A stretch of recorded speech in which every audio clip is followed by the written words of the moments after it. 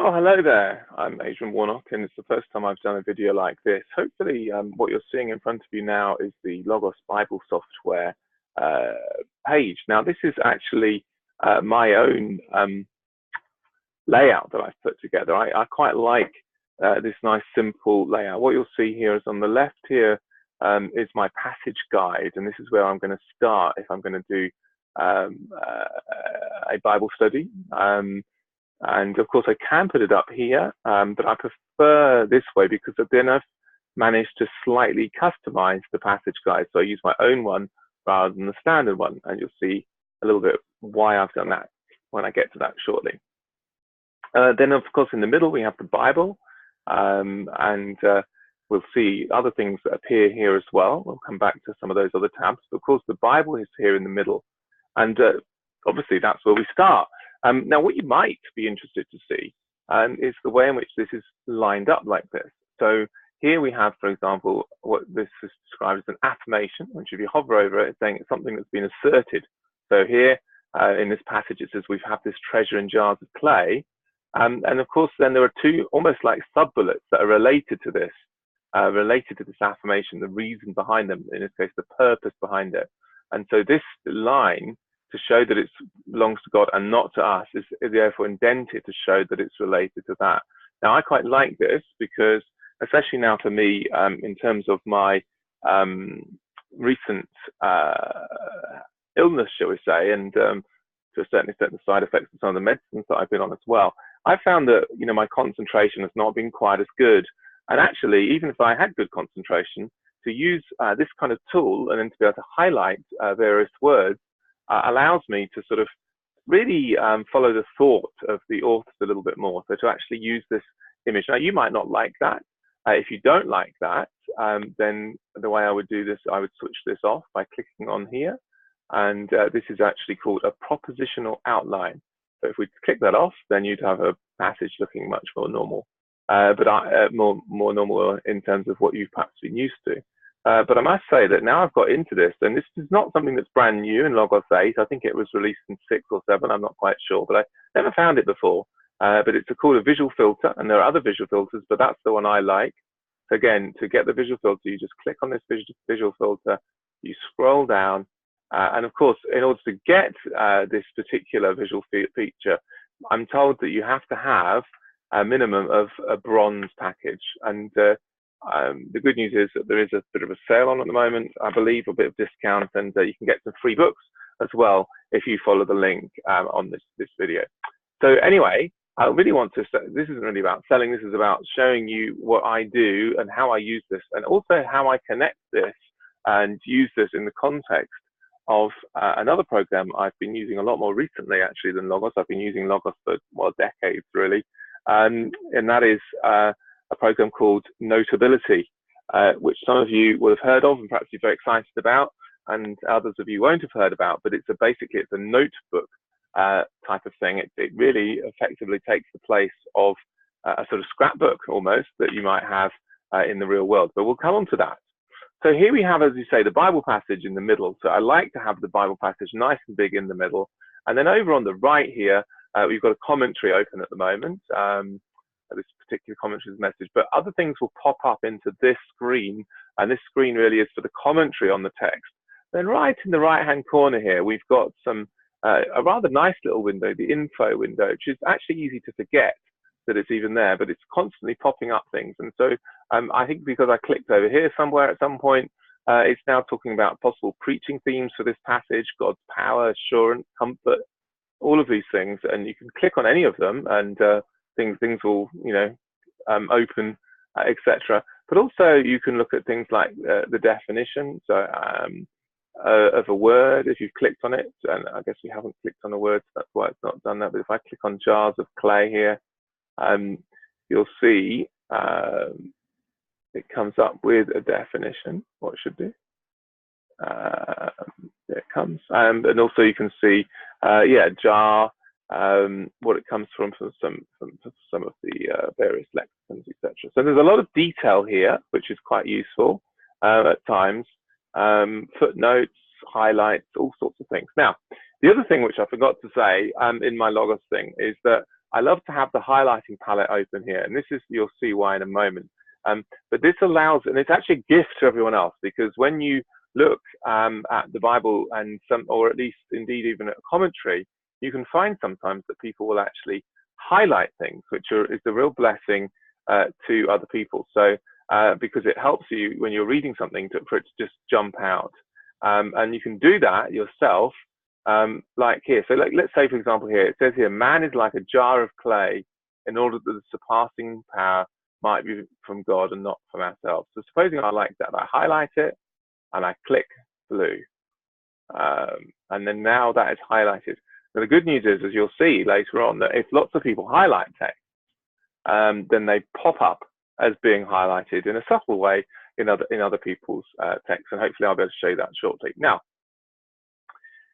so really, with just this and the commentary section, you can actually do a nice little Bible study. You could, in fact, also use this parallel resources set, and that would allow you to jump between different Bible versions. If you wanted to just look at an individual one, let's say we wanted to look at the Net, and you'll see here that the Net Bible, I don't believe, allows us to do this visual field, and so that's now disappeared. And you'll see that indeed, if we scroll down here, you'll see that my propositional thing does not appear, but a number of the other versions it will. So if I click on here, perhaps you like the New International Version, I would imagine, yes, you see, so that one is tagged as well. So it's quite nice because you can see the way in which these people have actually outlined the text for you to help you follow the flow of the Bible.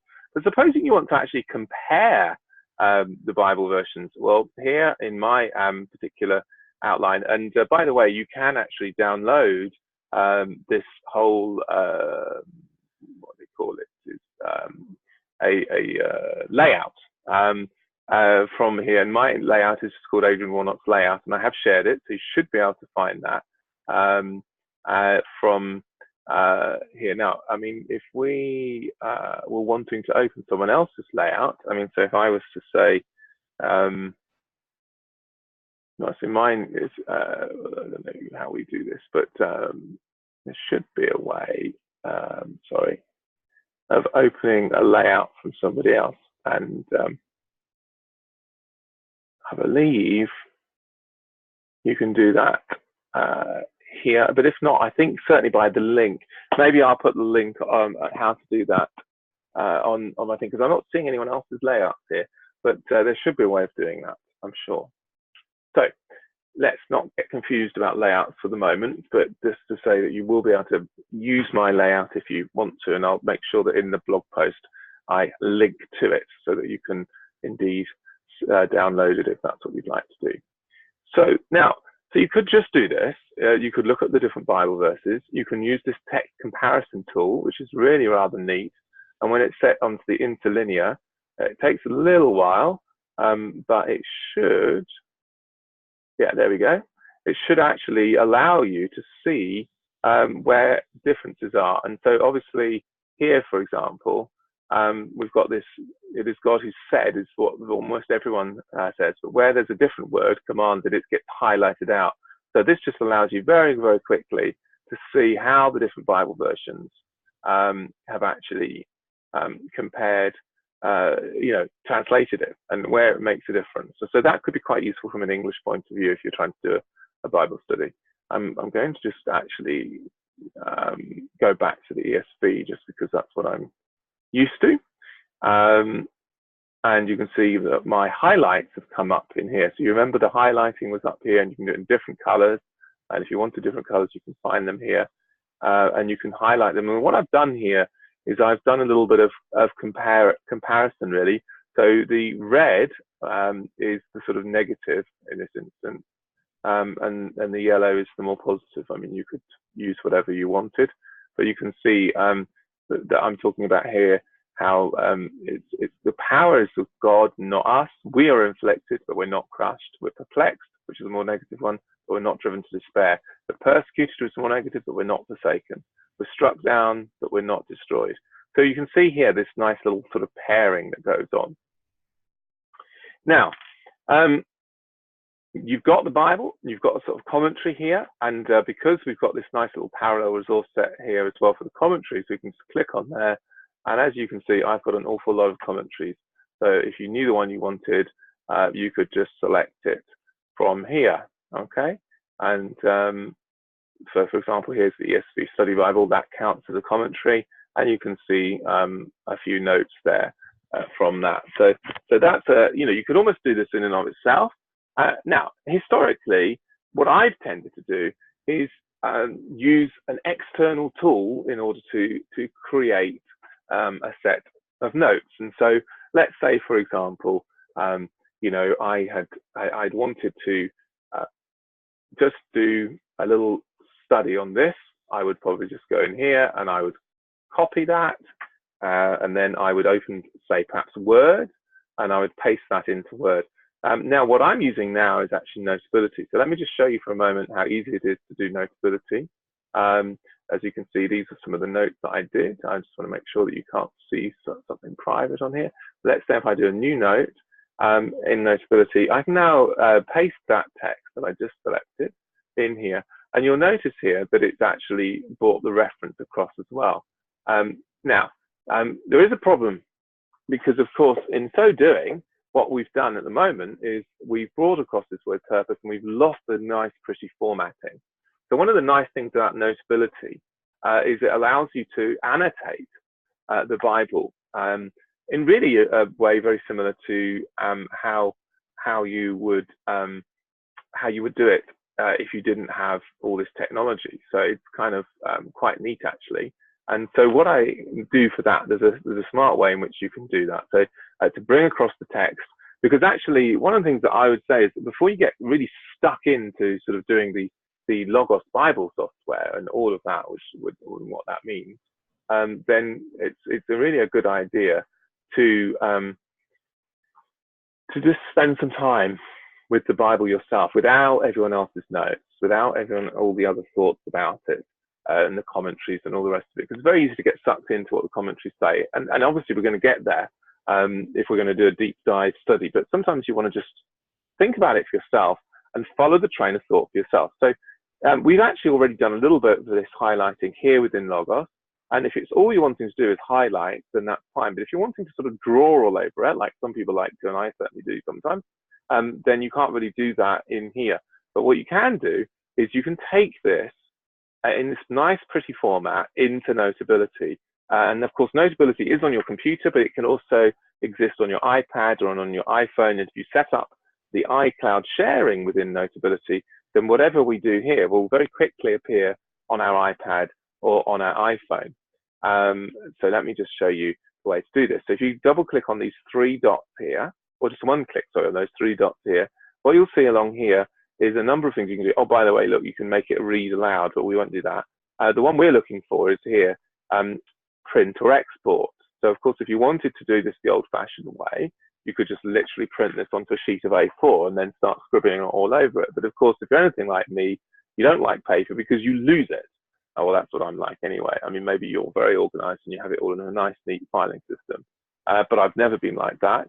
Now, of course, we would get the spinning wheel of death when we're sort of showing you, but here it comes. It just took a few moments. Now, for some reason, now what we've got here is it says use selected text. So we've got, let's just see if we've got the right versions, the right amount that we've wanted. Now, if we've not quite got all the verses we wanted, then we can change that. And I'm going to just say here, look, we've actually done this wrong. So I'm going to go 2 Corinthians 4, and I actually want to take a bit of context. I'm going to focus in my little Bible study on verse 7 to 11, but I would like to get a good sense of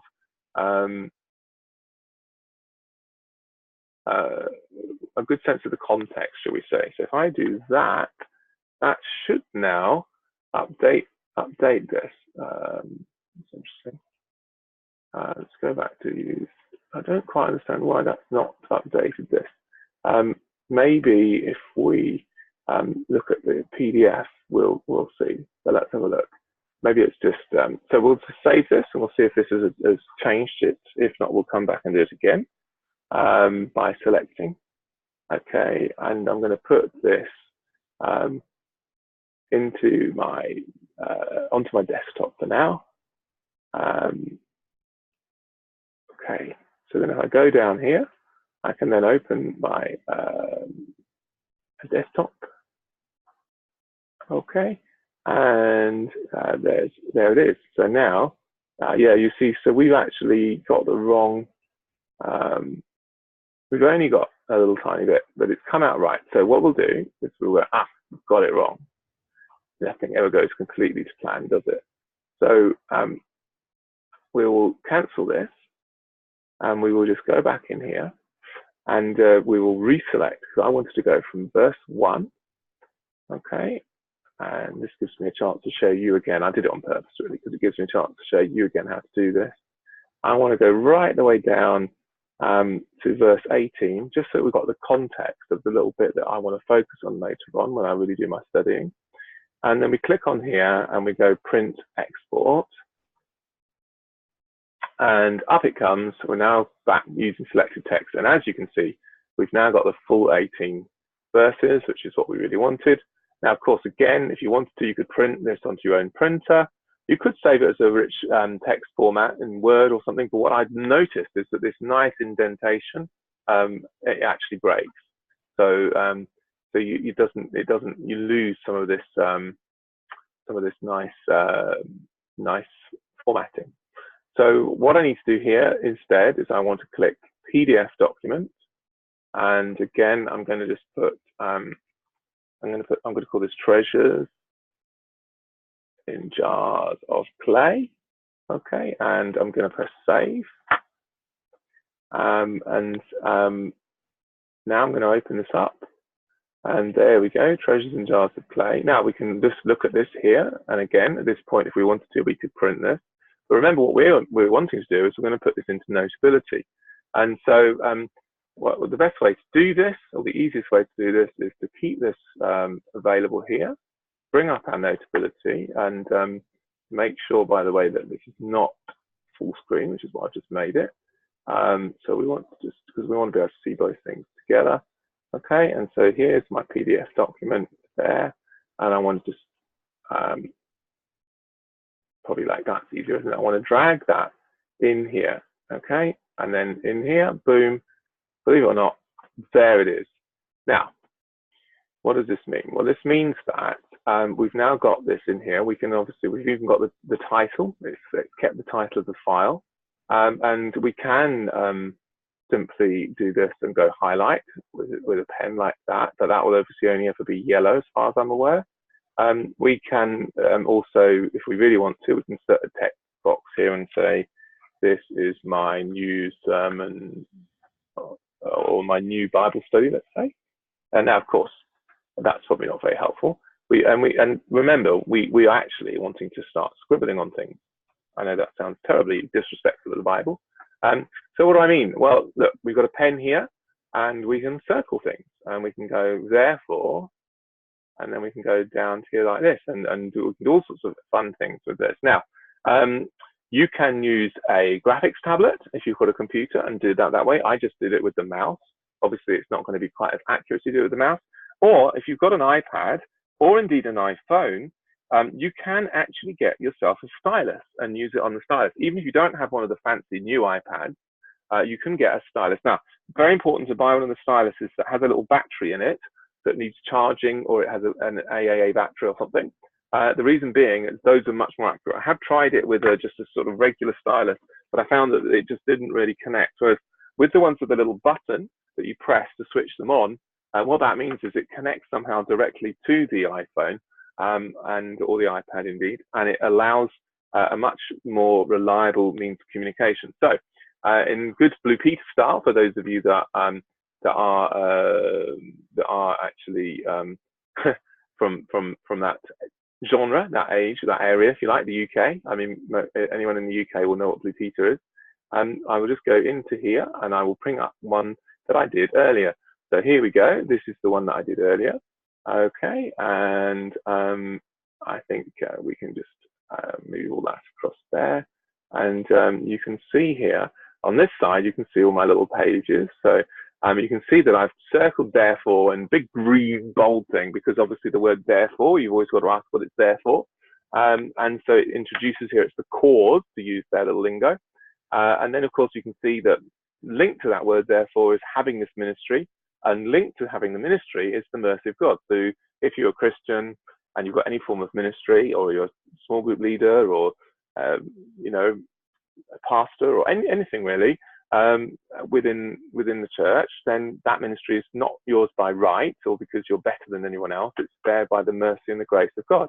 So because we've got it by the mercy of God, we don't lose heart. Now, I've circled we don't lose heart in a huge big thing here, and put a big great line down here, because this is what this is really referring to here when we're talking about, and this is the bit that we're looking at. So that's why I really need to link back to here in terms of the context, because we do not lose heart because we've got the mercy of God on our lives.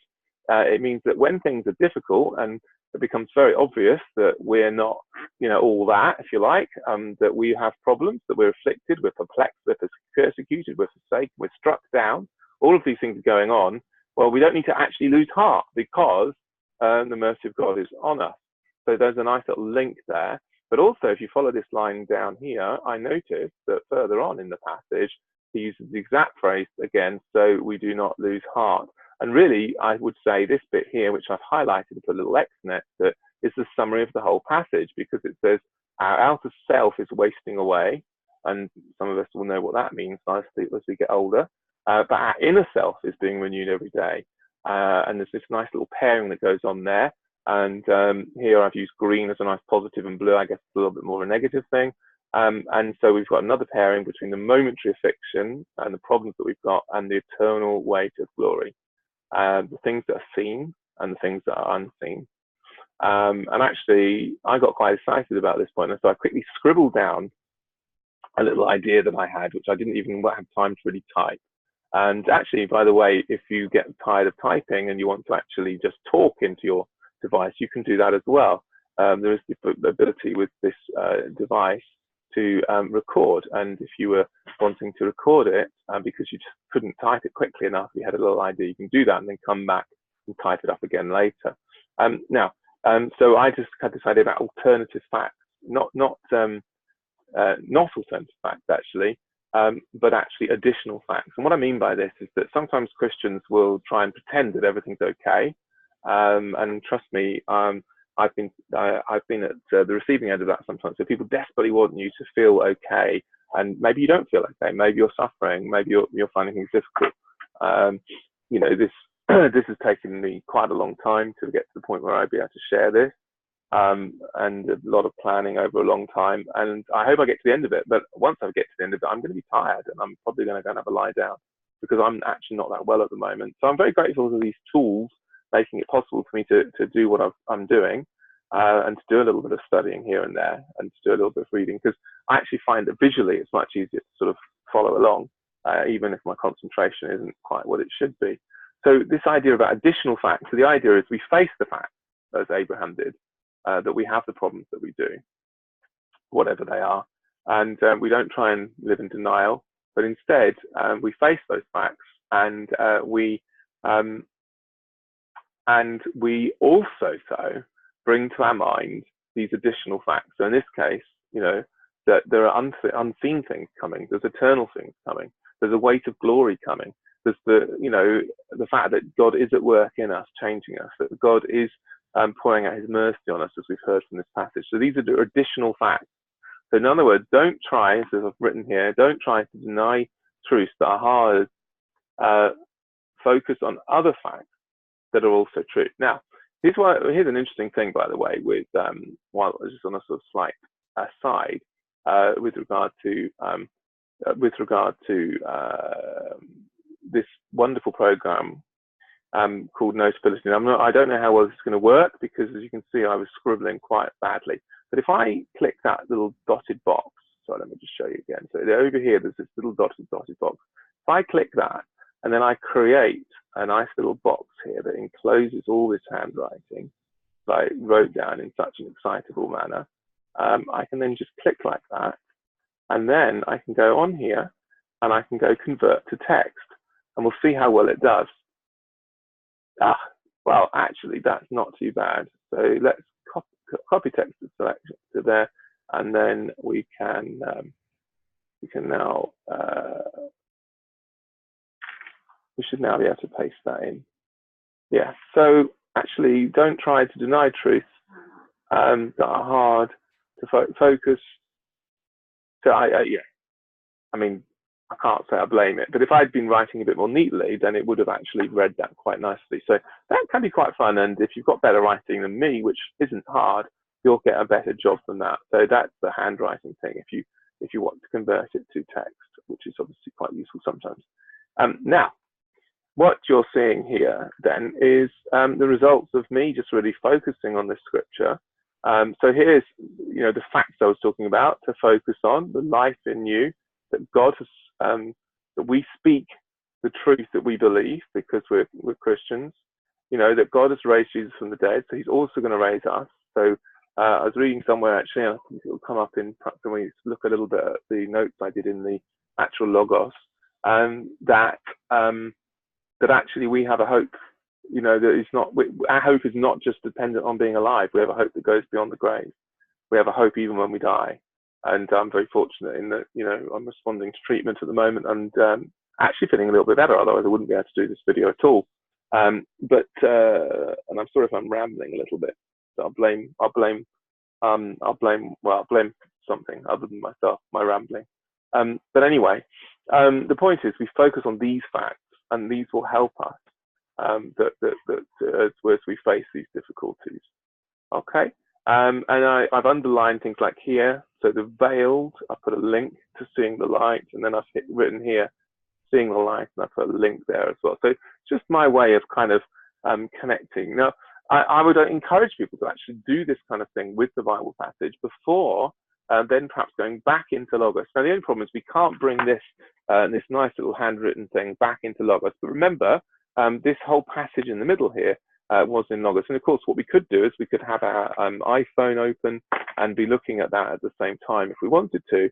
And of course, if we've written a few things that we've now transcribed, we could in fact copy and paste this if we needed to. Obviously, my handwriting doesn't quite work, but if we wanted to do that, we could select those words and we could copy them. Sorry, we'd need to be on the text tool.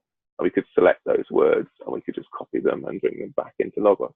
But anyway, I'm going to go back into Logos. That was just a little bit of a diversion into Notability, but a very important one because actually you do not want to, as wonderful as Logos is, you do not want to allow yourself to become dependent purely on other people's thoughts. Although at the same time, you don't want to try and interpret the Bible on your own. So the way I was always taught to do it, spend some time on your own with the scripture, pray about it, think about it, dwell on it, meditate on it, try and ask some questions of it, and we'll come on to some questions you can ask in a minute.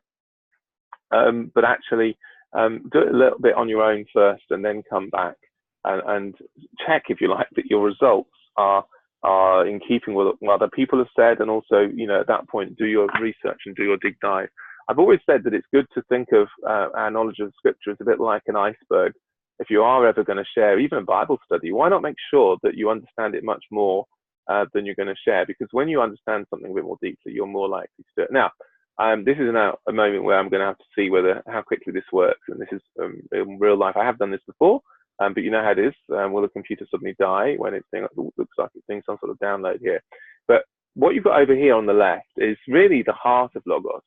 And actually, you can just simply enter into this box a Bible passage, a topic, or a search, and it will immediately find stuff for you.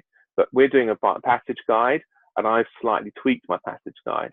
And so we're going to do this, and we've written in here 4 to 7 to 11. We've gone forward. Remember, we had 1 to 18 as our bigger context, but 7 to 11 was the passage that I decided I wanted to look at a few weeks ago now. I mean, this is the result of several weeks of little snippets here and little snippets there. That's one of the useful things as well.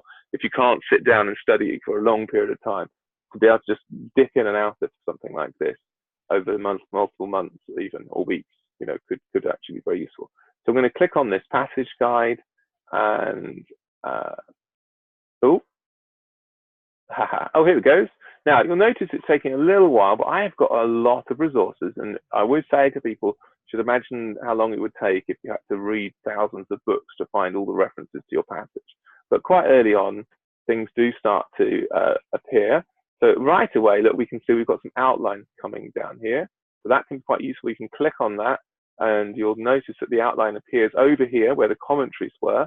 And we can see that this is an outline of the whole of 2 Corinthians that someone's written, that you could give you an idea of where this passage fits within the whole of it. And so we're talking here about where our bit is really down here, talking about a great treasure in a humble container, talking about the suffering and the life. So we've got these little outlines here, and we might decide, oh, we don't like that outline, we want to look at another one. And so there are other outlines that have appeared now. I knew this would happen, spinning wheel of death. This doesn't normally happen, but inevitably, whenever you're demoing anything to anyone, you always get a slight sort of moment like this. Now, hopefully that spinning wheel will appear again. We'll stop again in just a moment. But I guess it is doing quite a lot. It's finding all of these things. Perhaps I should have cheated and let it do it before I showed you. But like I say, you know, we could go away and make ourselves a cup of tea for a minute. So just to summarize where we've got to so far, I wanted you to know that I like Notability, and that you can use Notability to write all over the Bible, and that's perfectly allowed, and it's not disrespectful, because what you're trying to do is work with the scripture. That we can do this nice propositional outline, which remember was under these nice 3 buttons, and you go down here and propositional outline, and we can see the thought by thought. And I was showing you that you've got commentaries over here, and I was showing you can export that and export anything really from here using this beautiful print export thing. And that if you create it as a PDF, you can put it into Notability and scribble away to your heart's content. Now, you see, whilst I've been talking to you, this is now basically done. So we'll go to the top here, and you can see that there are commentaries here. And the nice thing about this is that if you click on any of these commentaries, so let's just do that one, it will immediately jump into the right place in the passage, as you can see there. Now, of course, the thing about this is there's a lot here, and I could go through all of this. I've got my own collections here that I've got searching, and so you could scroll all the way through there. But in a sense, perhaps we're already now digging in a little bit too deeply, too quickly. So one of the new tools that they have is actually a basic Bible study guide. And I really like this. And this is what I did, because I didn't want to get into too much of the fancy, stuff. So, and here you can see, I've slightly tweaked, sorry, that's my passage guide. I haven't slightly tweaked it. There's these workflows, and up here, the one I've done is basic Bible study, but there are other ones here, basic Bible study. So if we click on that, it appears here like this, and you just literally put your Bible reference in here and you click go. Now, because I've already done it, I will jump to my completed one, because actually it will know, it knows that I've done it, and so it won't allow me to do another one on the same passage. Or, well, it will bring up the completed version. And if you want to find the completed version, I didn't realize this at first, they're right down the bottom here, look. There we go, completed workflows. Oh, and look at that, Logos decided to hang. Let's see what happens if we click reopen. Oh, it seems to have come straight back up. That's very odd. Right, now, so reading your passage, as you can see, is the first thing they suggest you to do, and to do the highlighting tool. Now, we've kind of done that. It asks you then to think what questions or insights you have about this passage. So again, this is stuff you can think about yourself. So I looked here about the contrast between death and its outworkings in us and life of Jesus. You can then read it in other versions, and it gives you the link here to compare other versions, and that will actually take you into that version that I showed you, where you can do the comparison. And then it asks you to look at, as you're reading it in other translations, what the important things, the differences that you are. I noticed something actually in verse 6, which is that J.B. Phillips talks about how God has flooded our hearts with his light. I thought that's beautiful. So that was one thing. Then the other thing I noticed again from J.B. Phillips, and please, Logos, this actually isn't in Logos. I found this from somewhere else. Please bring JB Phillips to Logos. There's something quite special about him, I think. And he described this lovely thing, knocked down but never knocked out, talking about those connections we were looking at earlier, afflicted and not destroyed, and all of those things. So anyway, it talks about all of that. Then it shows you who the people are in the passage with nice, pretty pictures. Then you've got some cross-references to look at, and it encourages you to look at the cross-references. So I've selected 3 that I was most interested in and put them in here. And then I've highlighted what it seems is important from each of these cross-references. And then it asks you to summarize the passage. And then it says you can review your commentary. So this is again what we saw earlier, and again it would pop up in there. And then you can put some quotes in from some of the commentaries. So that's what I've done here. Talks about and I've got Spurgeon as well. This idea here that Paul acknowledged the depths of his trial, yet he confessed that God did not abandon him in it. Now, the good thing is, if you're wanting to have another look at that, you can just find that by going here. Now, the one I want to show you, I think is this one. So there we go. Now you can see the link that I've done. Maybe it's, I'm just showing you some of the quotes that I've got.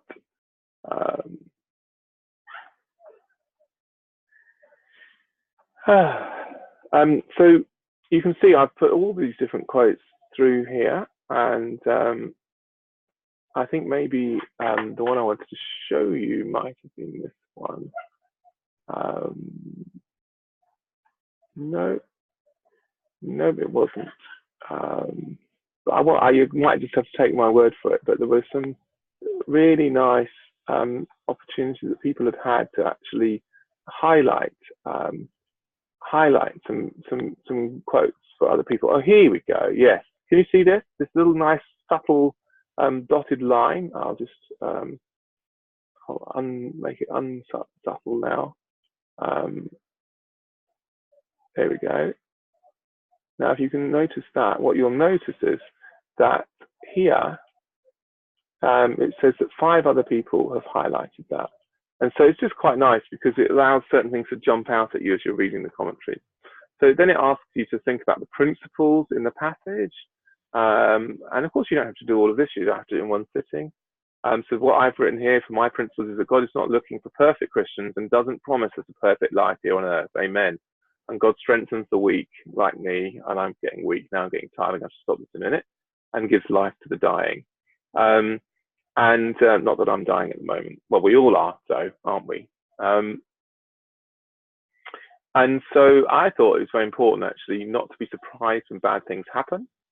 We shouldn't rely on our own strength, we should rely on God's.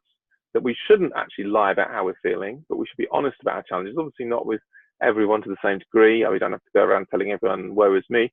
But no British stiff upper lip is required.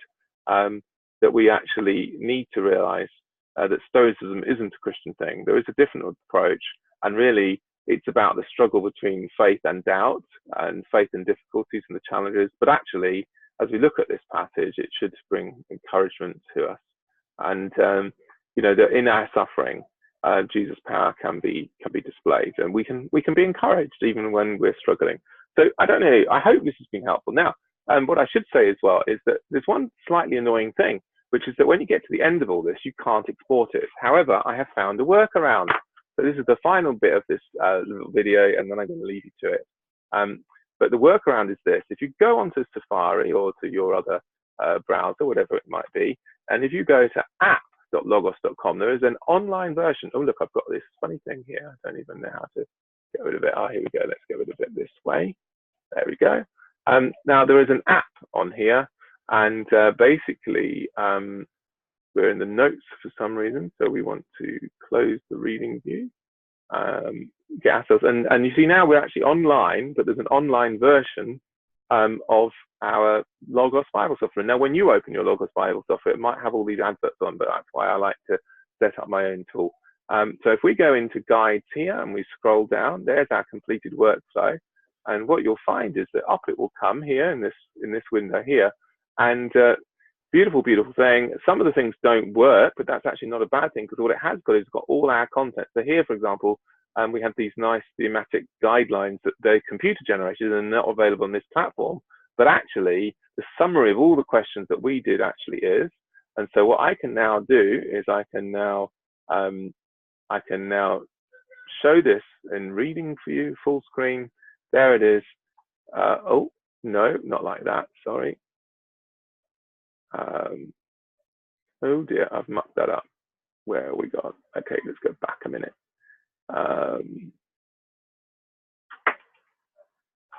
Sorry about that. I'm getting tired, as I said. So back into the app view. Okay, close reading view. Here it is.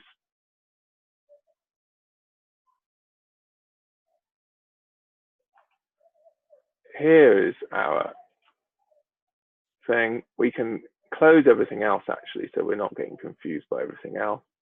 And there it is. There is our results of our Bible study that we sort of did together. I mean, obviously, it took me a long time. It took me weeks really to do this. And I want to sort of do this for posterity. So what I want to do is very simply get rid of this. So now what I can do is I can export it as a PDF again. And so here let's just reword this: basic Bible study, treasure, jars, clay, and I will put that into my dumping ground desktop for now, I suppose.